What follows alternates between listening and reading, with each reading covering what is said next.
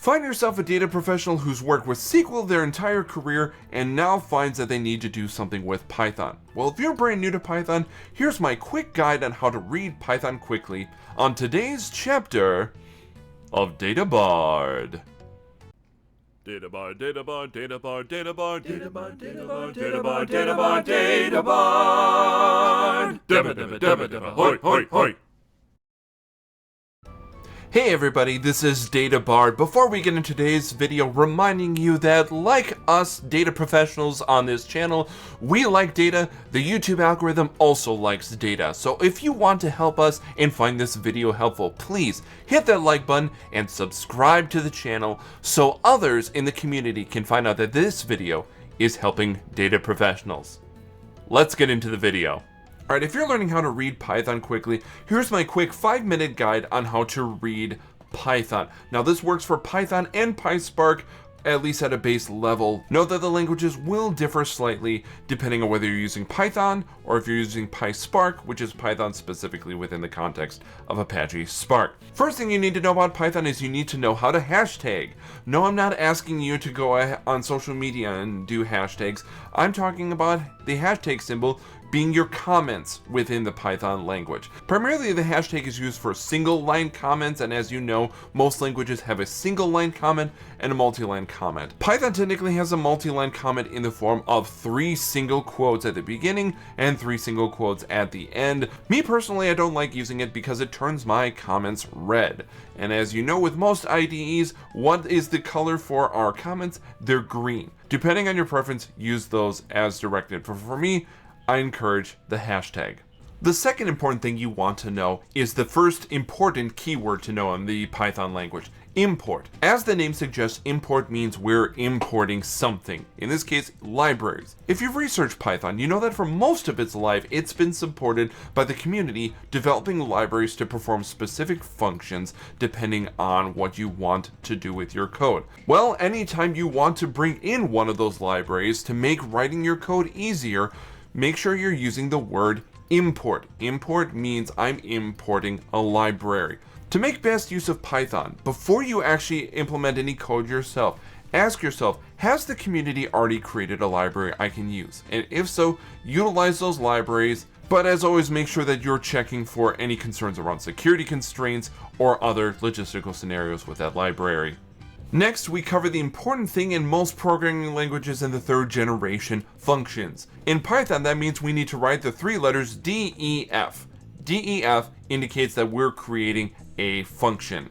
The full syntax is you write DEF, you write the name of your function, any parameters within parentheses that you want to pass into the function, and should you want to give any suggestions about what the output format should be, you can specify that after the parentheses, and you place all that information before the final colon, which indicates that this is where the definition of the function itself is going to start. Since we're talking functions, let's talk about another important aspect of programming languages, scope. Python's an interesting language in that it doesn't use specific characters to identify the beginning and ending of scope of a function, such as C, which uses some form of parentheses or curly brackets to define scope, or something like SQL, which uses just parentheses. In the case of Python, what defines scope is indentation. A line that is indented after the code before it suggests that that indented line is actually in scope. Take, for example, this function. You can see the initial function definition on that top line. Notice the line below it is indented. The indentation isn't just a suggestion, that is required.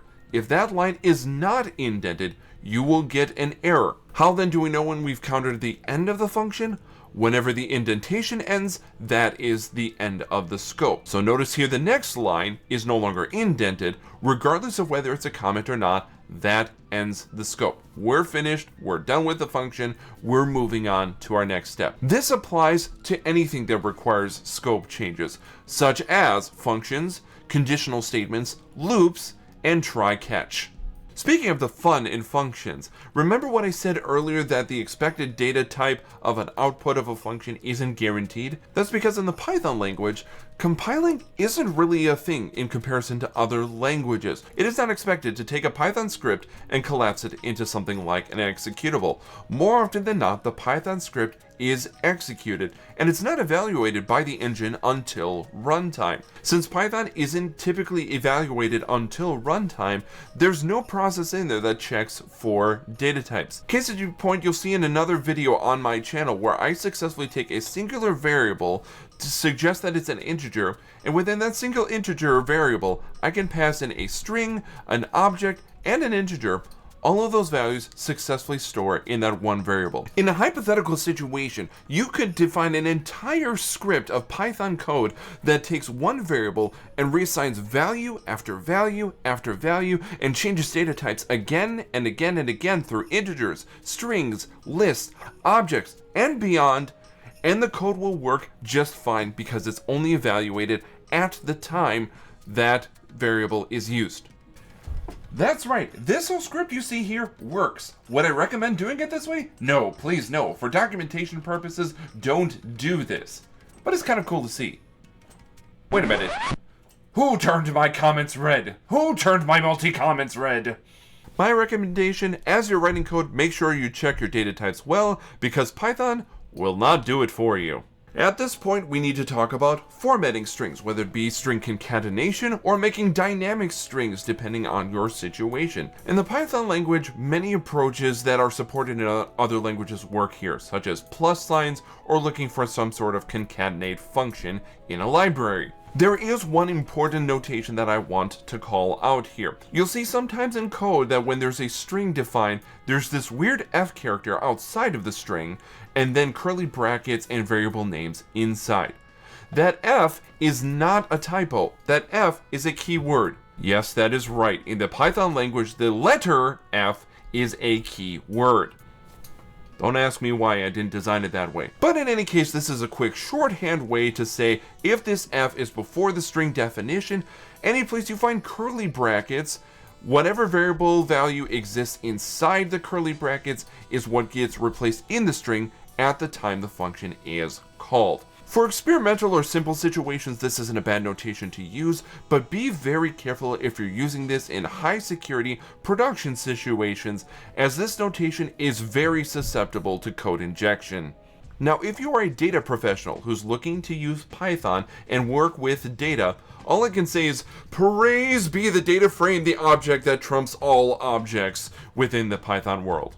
No, seriously, it's a thing. Long and short of it is, if you're working with data and you want to do things within Python, expect that you're going to want to use a data frame. Data frame, think of it very simple. It's an Excel document with a singular sheet or a CSV file, something along those lines. Simple rows and columns, and most of the libraries that have data frame capabilities have some built-in transformations into the equation, such as reading data, performing joins, and similar functions like that. And time. Puts us at about the 5-minute mark and hopefully gives you some useful tips when learning how to read Python for the first time. Obviously, there's a lot of nuance to the language, but this should be enough to get you started and to continue your learning on the next step on your learning journey. Brings us to the end of this video, and as always, if you find this helpful, please like the video, subscribe to the channel for more content like this. Have any follow-up questions about how Python works or how it works differently within the context of PySpark? Let me know in the comments. I'll be happy to engage with you there. For now, I'm DataBard, and I'll see you in the next chapter.